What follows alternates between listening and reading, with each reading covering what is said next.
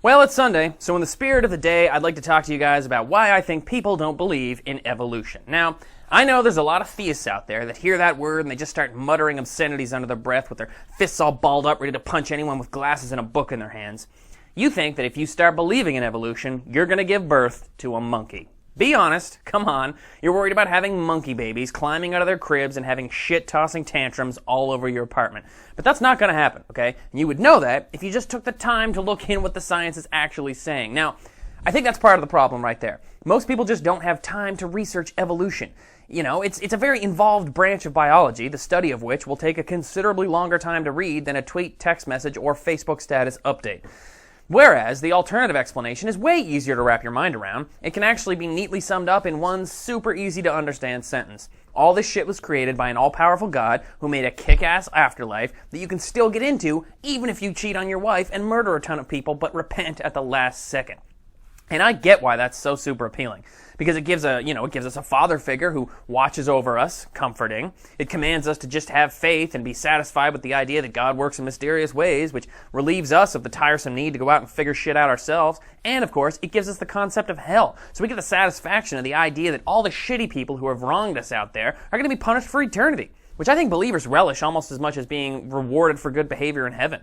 And if you need any further proof of that, look no further than the fact that we have way more descriptions of hell than heaven.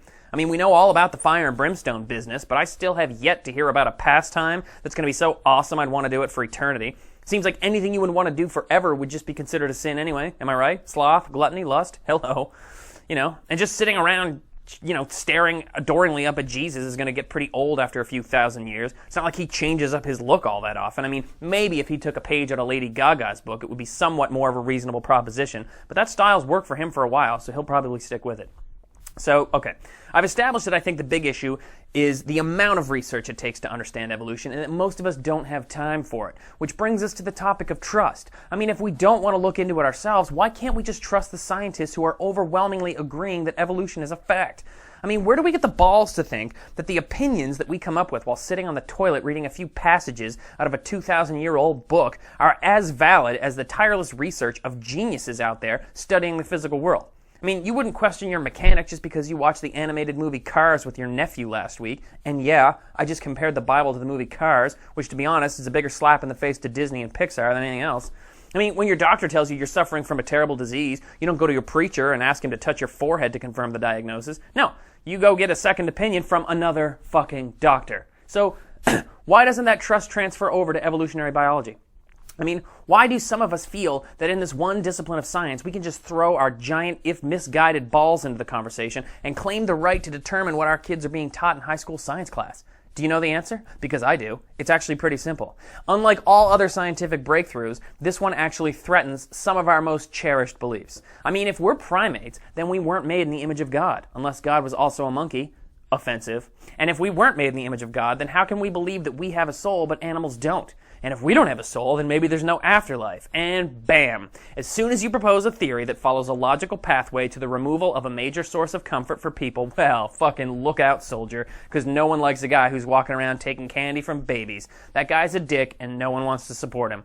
Unfortunately, what these stubborn creationists fail to understand is that science isn't taking this metaphysical candy away from you because they're trying to be hurtful or make you cry. Science is emotionless and has no bias. It doesn't care about creation stories or anecdotal evidence or beliefs based on wishful thinking. All it actually is just a group of super smart, competitive strangers who are out there desperately trying to prove each other wrong. And all they're really trying to do is make a mark in their chosen field just like the rest of us. And remember, some of them are actually pretty religious, somehow. So if any one of them could demonstrate to the world that evolution was wrong, don't you think they would have done it like 100 times over? Because A, it's going to make them famous, and B, it's going to validate their own beliefs. But they haven't. In 150 years, no one has ever given a reasonable alternative to evolution. And I'm sorry, but intelligent design just doesn't count. You can't just slap a lab coat and safety goggles on Jesus and call him a scientist. It doesn't work that way. So can we please just suck it up, remember we're all adults, that we survived the revelation that Santa Claus wasn't real, and accept the information science is giving us in this area? I know it's hard. I'm not saying it's an easy transition, but it's a fact. And if you can't accept it, then maybe you should hand over your cell phone and your car keys and, heaven forbid, your stupid fucking guns. Because the same science that created all that shit is also telling you the world is over 4 billion years old and that we all evolved from a common single-celled ancestor. And as much as you want it to be the case, you don't get to have your genetically enhanced, super awesome scientific cake and eat it too. Anyway, if any of this offended you, feel free to unball your fists now, because I'm done ranting. Thanks for listening. By virtue of the speakers in your computer, which totally wouldn't have even fucking been created if creationists were even partially right.